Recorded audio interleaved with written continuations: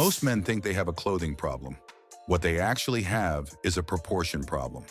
And until you understand that difference, you can spend $1,000 on new clothes and still walk out looking like you got dressed in the dark. The most stylish men you've ever seen, they're not wearing the most expensive pieces. They're following a set of principles that almost nobody talks about. 7 of them, specifically. And once you understand how these work, getting dressed stops being guesswork and starts being a system. Let's get into it.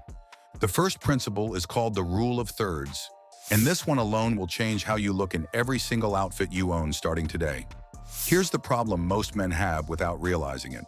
When your shirt drops too low, past your fly, halfway down your thigh, it cuts your body directly in half. And when your body gets cut in half visually, your legs look shorter, your torso looks longer, and your entire frame looks disproportionate. You don't look bad because of your body. You look bad because of where your clothes are dividing it. The fix is simple. Your top should take up roughly 1/3 of your visual frame, and your bottom should take up the other 2/3. That ratio creates length in your legs, balance in your silhouette, and an effortless quality that makes people assume you just naturally dress well. You can apply this immediately for free. Tuck your shirt in.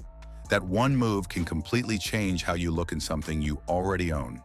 Or start shopping for shirts that end right at the belt line rather than dropping below it. The moment you start seeing your outfits in thirds, you cannot unsee it, and you'll start understanding exactly why certain looks work and others don't. The second principle builds on the first, but it's specifically for men with a shorter frame. Being short is not a style disadvantage. Wearing clothes that weren't designed for your proportions is. And there are 4 specific mistakes that shorter men make that work directly against them. The first is pants that stack at the ankle. When your trousers bunch and fold at the bottom, it creates visual clutter right at the base of your frame. That clutter draws the eye downward and makes you appear shorter than you are. Your pants should have a clean break, or ideally no break at all. A straight, clean line from hip to hem is what extends your visual height. The second mistake is skipping layers. Shorter men often avoid jackets and layering pieces because they assume it adds bulk. It actually adds presence. A well-fitted bomber, a denim jacket, or a flannel over a t-shirt adds visual weight to your upper body and creates the kind of structured silhouette that reads as powerful and proportionate. The third mistake is wearing V-neck t-shirts. A deep V-neck pulls the eye inward and downward, which is the opposite of what a shorter frame needs. A crew neck, on the other hand, keeps the eye horizontal, broadens the appearance of the chest and shoulders, and creates a stronger upper body shape without you having to do anything except put on the right shirt. The fourth mistake, and this one catches a lot of men off guard, is wearing shirts where the shoulder seam drops past the edge of your actual shoulder. When that seam falls onto your upper arm, the shirt looks too big, and more importantly, it makes your frame look like it's being swallowed by the fabric.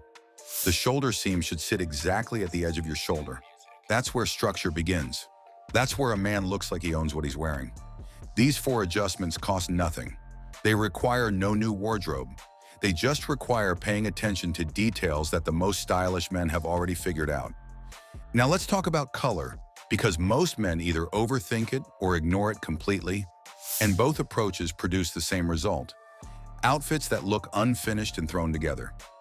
The principle stylish men use is called the light, light, dark formula, and it is genuinely one of the simplest systems you will ever apply to your wardrobe. Here is how it works. You pick 2 light colors and 1 dark color. That's the entire formula. The contrast between the light and dark guides the eye across your outfit naturally, and the result looks balanced and intentional every single time. The way you arrange them gives you flexibility. You can go light on top, dark in the middle, and light again at the shoes. Or you can flip it. Light shoes, light pants, dark top. You can even wear an all-light outfit and introduce the dark through a single accessory. A dark watch, a dark bag, or a dark cap is enough to anchor the whole look. What matters is that the contrast exists somewhere. Without it, your outfit becomes flat. With it, your outfit has visual structure that people respond to without even knowing why. This is the kind of principle that separates men who look effortlessly stylish from men who look like they just grabbed whatever was clean. And the best part is that once you internalize it, You stop standing in front of your wardrobe confused. You already know the system, you just execute it. The fourth principle is about how to make any outfit look expensive, regardless of what you actually paid for it. And this comes down to three things that most men never consider. The first is fabric finish. Shiny fabrics read as cheap. Full stop. It does not matter what the label says or what you paid. If the fabric catches light and reflects it, the outfit looks low quality. Matte fabrics with a clean drape always read as more elevated, more intentional, and more expensive. The second thing is fit. A $300 pair of pants that sags or stacks looks worse than a $20 pair that fits correctly. Fit is not about being tight, it is about being right. A modern straight cut that sits clean through the leg and ends without excess fabric at the ankle will always look more expensive than anything that doesn't fit, regardless of the price tag. The third thing is adding a collar. If you want to instantly elevate a basic outfit with zero effort, add a collar. A polo shirt gives you the comfort of a t-shirt with the structure of something more intentional.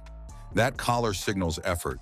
And in style, perceived effort matters more than actual spend. This is what Become a Gentleman is built on. Understanding that dressing well is a skill, not a budget. Now let's talk about something nobody in the style space wants to address.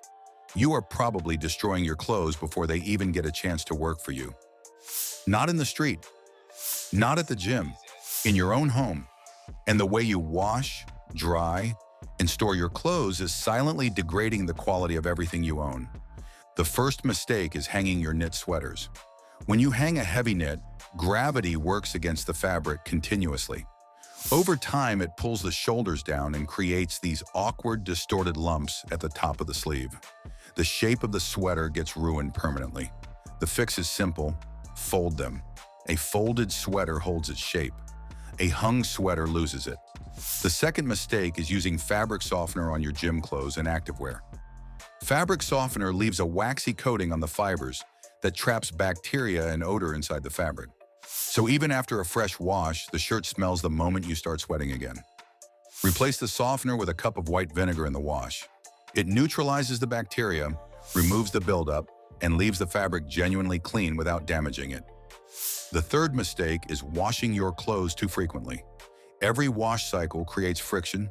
That friction breaks down the exterior fibers of your fabric. The lint in your dryer and the pilling on your sweaters, that is not just wear and tear. That is your clothing deteriorating wash by wash.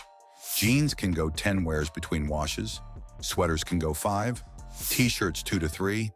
Treating your clothes with this kind of care means they hold their shape, their color, and their quality far longer than most men ever experience.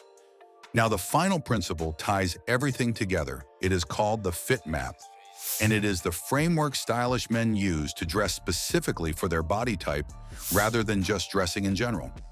If you are a skinny frame, your goal is to build visual volume.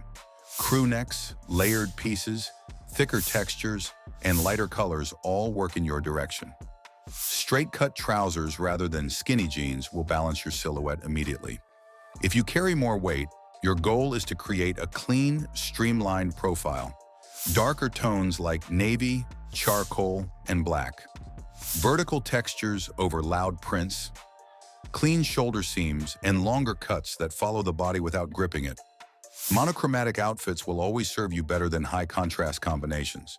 If you have a shorter frame, everything comes back to proportion.